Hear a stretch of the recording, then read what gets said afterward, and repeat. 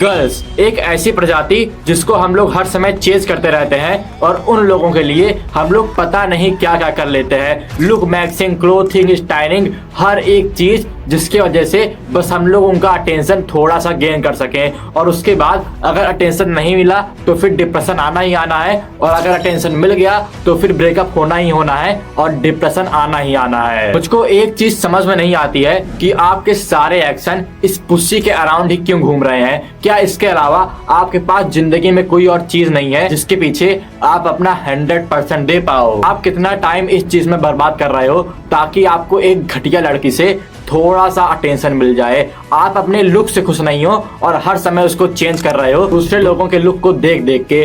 और मैं बता रहा हूँ ये चीज कभी भी वर्क नहीं करने वाली है। आप कभी भी किसी भी अच्छी वुमन को अट्रैक्ट नहीं कर पाओगे। और ऐसे ही मैं था जो हर समय लड़कियों के पीछे पड़ा रहता, और एक बार मैं अपने स्कूल में एक लड़की से मिला। हम लोग की धीरे धीरे बात शुरू हो गई। उसने मेरी इंस्टा आईडी मांगी और मुझको लगा वो मुझ में इंटरेस्टेड है, और हम लोग हर दिन लगभग 1 से 2 घंटा बात करते। और ये बात 3 हफ्ते, 4 हफ्ते, 5 हफ्ते तक चली। और उसके बाद उसने मुझको एक मैसेज किया और उस मैसेज में उसने लिखा था आई लव यू। और उसके बाद मैं बहुत ज्यादा कंफ्यूज हो गया। मुझको पता नहीं था मुझको क्या रिप्लाई देना है। मेरा पूरा ब्रेन शॉक हो गया था और मैंने इसमें 1 घंटे तक रिसर्च की और उसके बाद मैंने लिख दिया आई लव यू टू। और उसके बाद मुझे जो रिप्लाई मिला वो था कि ये बस एक प्रैंक है। और इसके बाद मेरा जो दिल टूटा उसकी वजह से मैंने वापस कभी भी इंस्टाग्राम को यूज नहीं किया।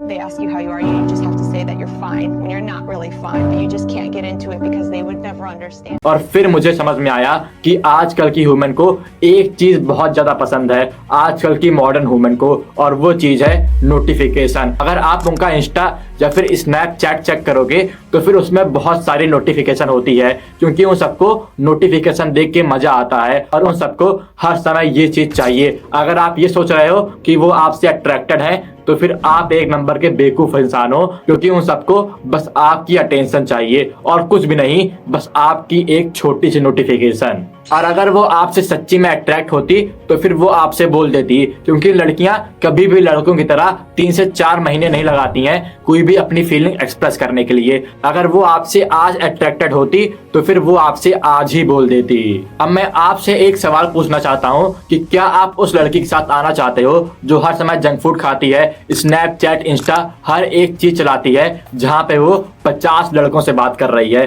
क्या आप उस लड़की के साथ आना चाहोगे? शायद नहीं। पर आपने जब उस लड़की को असली में देखा तो फिर उसने ऐसा मेकअप किया हुआ है, उसका हेयर स्टाइल ऐसा है, उसकी बॉडी का फिगर बहुत ज्यादा अच्छा है, और आप उससे बहुत ज्यादा अट्रैक्ट हो गए हो। आप घर में जा रहे हो तब भी उसके बारे में सोच रहे हो। तो क्या आप अब उस लड़की के साथ आना चाहते हो जबकि आपको पता है कि वो 50 लड़कों से बात कर रही है? शायद हाँ। और अगर आपने अभी ना बोला है तो फिर अपने आप से झूठ ना बोलो, कोप ना करो, क्योंकि मैं भी इस समय हाँ ही बोलता। और इस समय बहुत सारे लोग फंस जाते हैं, एक लड़की के पीछे पड़ जाते हैं और उसके लिए अपना सारा टेंशन उस पर डाल देते हैं, हर समय उसके बारे में सोचते हैं, और यहीं पर 90% ऑफ लोग अपने टाइम को वेस्ट करना शुरू कर देते हैं। पर जब आप बाहर निकलोगे और आप 1000 लड़कियों को देखोगे तब आपको पता चलेगा कि आपको हर एक लड़की से अट्रैक्शन हो रहा है। लगभग 80% ऑफ लड़कियों से आपको अट्रैक्शन हो रहा है, और जिसकी वजह से आपको ये समझना पड़ेगा कि आप हर समय किसी ना किसी फेमाइन एनर्जी से अट्रैक्ट होते ही होते हो। और आपको हर समय अपने आप को कंट्रोल करना है, ना कि घर पे आके उसके बारे में सोच के फैब करना है और उसके बाद अपनी सारी एनर्जी उसके पीछे वेस्ट कर देनी है। एक घटिया मैन यही करता है कि वो किसी लड़की को देखता है और घर आके उसके बारे में सोचते सोचते फैब करता है। और एक सुपीरियर मैन जितनी भी लड़कियों को देखता है, जितनी बार वो अट्रैक्ट होता है, तो फिर वो उस अट्रैक्शन को फील करता है, उसको सप्रेस नहीं करता है, और एक डीप ब्रीथिंग को फॉलो करता है, जहाँ पे उसका पेट पहले आगे आता है, फिर उसका चेस्ट आगे आता है, और फिर उसकी सारी फीलिंग उसके बॉड्स में जाती है, जहाँ पे उसका सारा अट्रैक्शन उसके पूरे बॉडी में फैल जाता है, और वो बहुत अच्छे से अपने काम में वो मोटिवेशन लगा पाता है। पर बहुत सारे लोग ये चीज नहीं कर पाते हैं और हर समय 90% ऑफ लोगों की तरह इस लेवल 1 पे आके फेल हो जाते हैं। क्योंकि फेमाइन एनर्जी एक बहुत बड़ी मोटिवेशन है और इसी की वजह से हम लोग अपने आप को इम्प्रूव करते हैं। इसी की वजह से हम लोग जिम जाते हैं ताकि हम लोग एक अच्छी बॉडी बना सकें। और अगर आप लोग इसको हर समय फील करोगे फिर आप और अच्छे से अपने काम में अपना वर्क दिखा पाओगे, ना कि किसी और लड़कियों को सोच सोच के अपने टाइम को वेस्ट करोगे।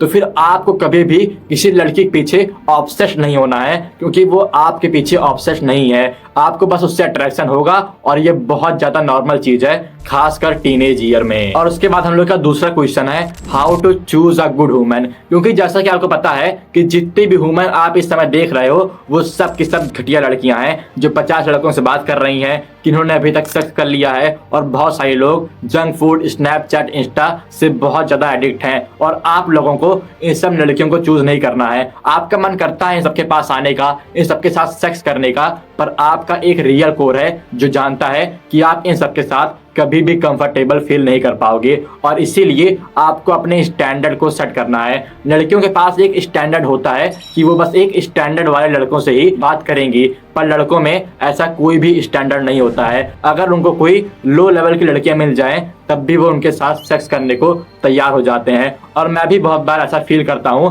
पर कभी भी आपको अपने स्टैंडर्ड को गिराना नहीं है किसी और लड़की के लिए। और इसके लिए पहले आपको अपना एक स्टैंडर्ड सेट करना पड़ेगा। अब जैसे मेरा स्टैंडर्ड है कि वो सारी अच्छी हैबिट फॉलो करे, वो एकदम फुल फेमाइन वुमन हो और उसके पास कोई भी सोशल मीडिया का एडिक्शन ना हो। और ऐसे ही आपको भी अपने स्टैंडर्ड को सेट करना है। और अगर आप अभी सेल्फ इंप्रूवमेंट पर हो तो फिर आप बस उन्हीं ह्यूमन को चूज करोगे जो सेल्फ इंप्रूवमेंट पर होंगी। और ऐसी ह्यूमन बस 10 से 20% हैं। और ऐसी ह्यूमन को पाने के लिए आपको उसके कैपेबल बनना पड़ेगा। आपको वैसा मैन बनना पड़ेगा जो ऐसी ह्यूमन को अट्रैक्ट कर सकता है। अगर वो ह्यूमन लेवल 1 पे है तो फिर आपको लेवल 4 पे आना पड़ेगा, तभी आप इस ह्यूमन को अट्रैक्ट कर सकते हो। आपको अपने बिजनेस को ग्रो करना पड़ेगा, आपको अपनी स्पिरिचुअल एनर्जी को ग्रो करना पड़ेगा, आपको अपनी लव की स्किल को ग्रो करना पड़ेगा, तभी आप ऐसी ह्यूमन को अट्रैक्ट कर सकते हो। और अगर आपको ऐसा लगता है कि आप लुक मैक्सिंग से, क्लोथिंग से, स्टाइलिंग से आप 20% ह्यूमन को अट्रैक्ट कर पाओगे तो फिर आप बिल्कुल ही गलत हो।